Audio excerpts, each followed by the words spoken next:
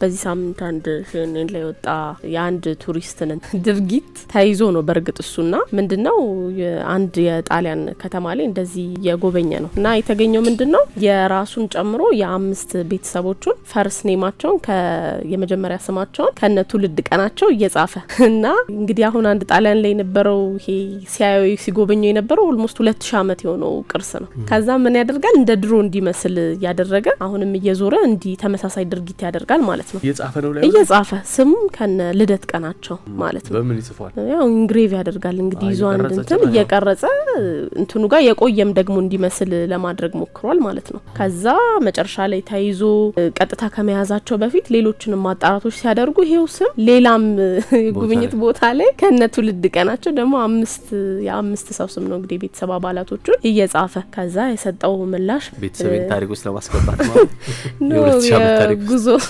ስንጓዝ የራሳችንን አሻራ እናደርጋለን ምናምን አይነት ነገር ብሎ ነው። የሚገርመው ግን በጣም ኪሳራ ውስጥ ነው የገባው። ወደ 60,000 ዩሮ ነው የተጠየቀው ያቺኑ አካባቢ ሙሉ በሙሉ ለማሳደስ ተብሎ ማለት ነው። ከዛ ከሱ ጋር ተያይዞ ሲነሳ በጣም ብዙ ሰዎች እንዲህ አይነት ሀቢት ያላቸው ቱሪስቶችም እንዳሉ ይሄ የራሳቸውን አሻራ ቁጭ አድርገው ለማለፍ በትርጉም የለውም። ምክንያቱም 2000 ዓመት በፊት ላይ ትውልድ ቀን 19 ምናምን የሚል ሰው ምናልባት እንግዲህ የዛሬ 2000 ዓመት ታወሳለው ወይ ታሪክ ውስጥ የሆነ አስተዋጽኦ ነበረኝ ብሎ ለመናገር ካልሆነ ጥቅም የለውም።